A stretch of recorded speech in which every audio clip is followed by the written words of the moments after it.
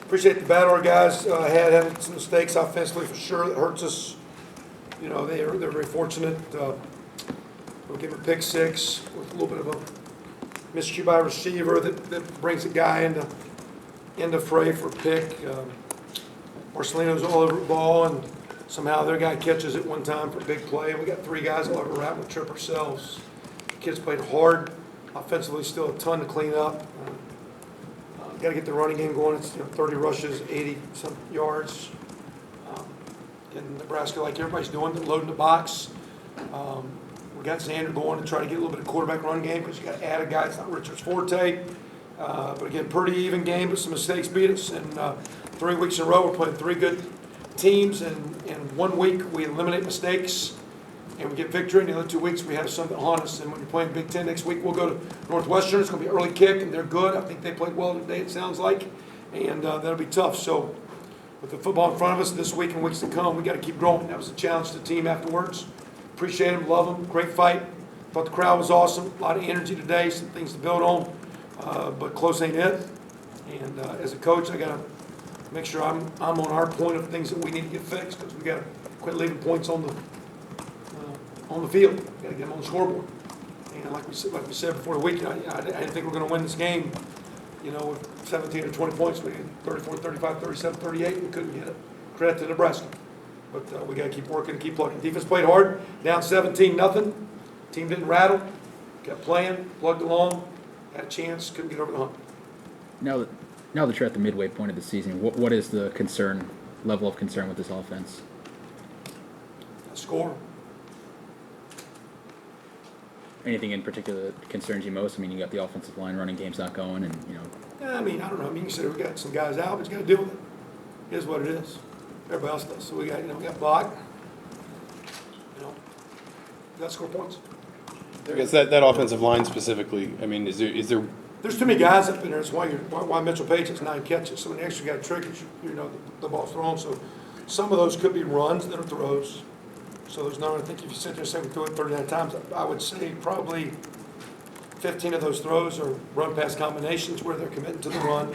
And that's the structure of defense. That's what Wake Forest did. That's what Michigan State does. What Ohio State does. What a lot of people do. And as they commit to that, you either run the quarterback or you throw. With Richard wanting to throw, and if you have a guy like Tommy or J.T. Barrett, you can go a little quarterback run to take care of that extra guy. In our world, it's the pass combination. That's how you count for the extra half. What was the thinking in switching back and forth between quarterbacks in the second and third quarter?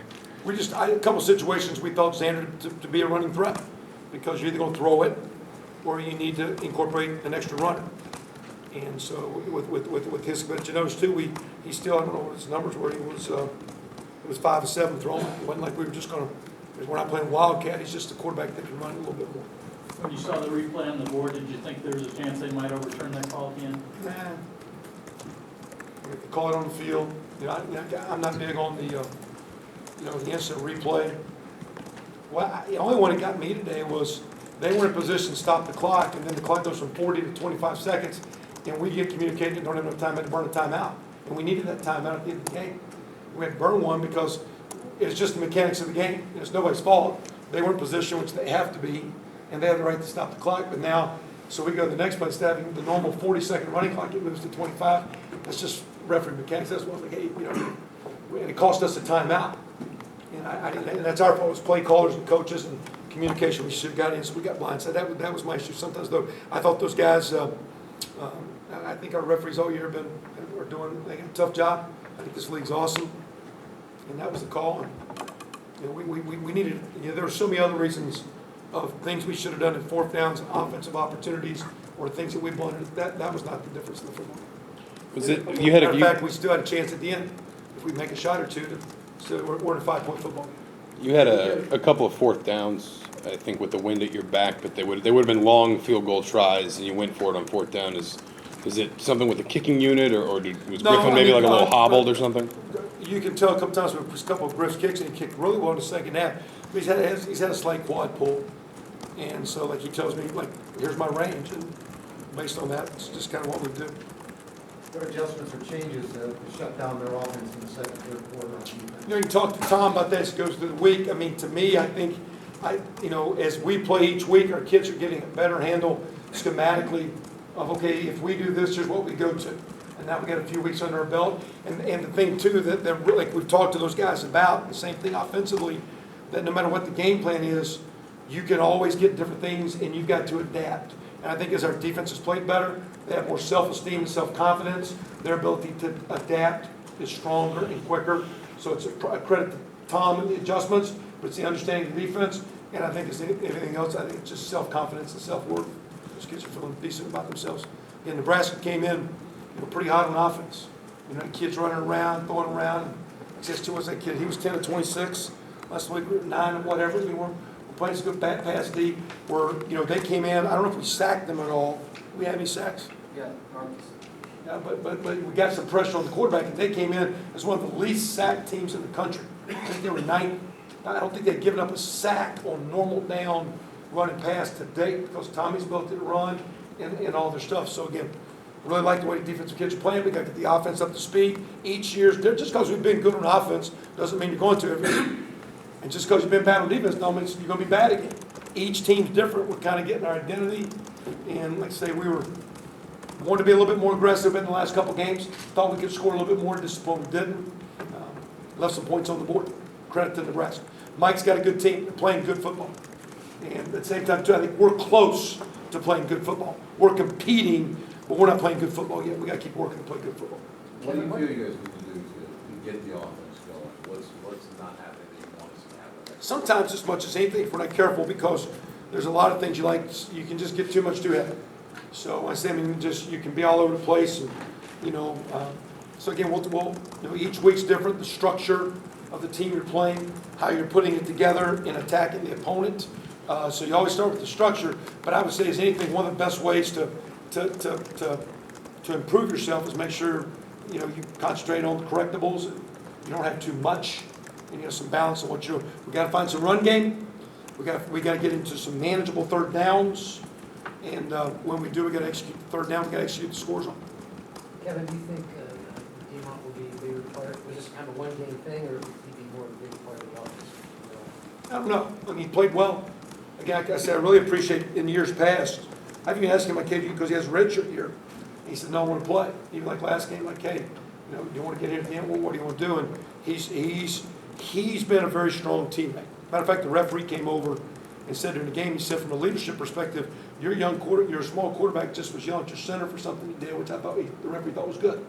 Just appreciated, like he said, as a leader, I thought, tell you, your kid was out there getting after your guys the right way. So it was very impressive. So I just appreciate this day, you see quarterbacks check out. It's all about me getting the ball, receivers getting touches, running backs getting carries. I appreciate the way that he's battled. He's actually been our scout team quarterback the last 2 weeks. He was Tommy Armstrong, he was JT Barrett. So he's getting 80, 90% of his reps going against the first defense. But that being said, some of that carries over to what we're doing. So I appreciate the way he played. And does he move? We'll see. Time for a couple more. Are you guys more conservative offensive play calling because the defense is better this year? No, I think it's a product of, you get two young tackles and a quarterback just getting confidence and trust in what's going on there. And so, you're working really hard to make sure your tackles have good matchups, and you're working hard to give your quarterback confidence. As much as, I don't think, again, it was 17-0, and a comment on defense like, hey, settle down, we'll be okay, we'll get some stops here. And they started doing it. So we didn't get conservative. We played a couple teams. That team a week ago was a little bit different now. And you saw Duke and Louisville, paid attention to that game last night, styles of giving yourself a chance. Each week's different. But offensively, we were talking right for the first half, okay, do you want to make them punt with 20 seconds to go? They could screw something up, but we could too. And because you're playing good D, I did run 2 plays real quick before the third quarter, and we popped one for a touchdown. But and the reason being was like, hey, if we throw it here, we might get 2 snaps in 10 seconds instead of 1, because we maybe get one more play. So we'll be smart about it. But I wouldn't say we're conservative because the defense, it helps because the defense is better, but it's really just getting young linemen and your quarterback and everything up to speed. And because the defense is playing well, you have the opportunity to do so. One more question. You were mentioning earlier how a team's identity can change from year to year. But does it, for you this year, is it hard to reconcile just, the recent history, just being so good offensively, knowing you still have some personnel to get there at some point? Is it hard to reconcile that? Yeah, I don't mean, again, and again, stat-wise, some of those individual stats look good. We just got to put together as a team, to get in the end zone. So I've never been about the stats. It's been W's, which we need more. And, it's not. You're sitting here where a year ago you lose 4 senior D linemen. Now you got a couple of senior O linemen, your best receiver, your quarterback's gone, your running back's in the league. So you're kind of in a reloading mode at Indiana, and you're going toe-to-toe with some top 10 teams. And to me, that's no moral, no BS, but this team's gaining on it. And we're going to keep gaining on it. But the ultimate gain is victories. And that means that's where the offense has got to come through. It's not about the stats. It's not about the numbers. It's putting it together. We should have been probably better than we were last year, with the guys we got. Right now, hey, the offense a little bit, you play the cards you got. We're going to keep playing the right way.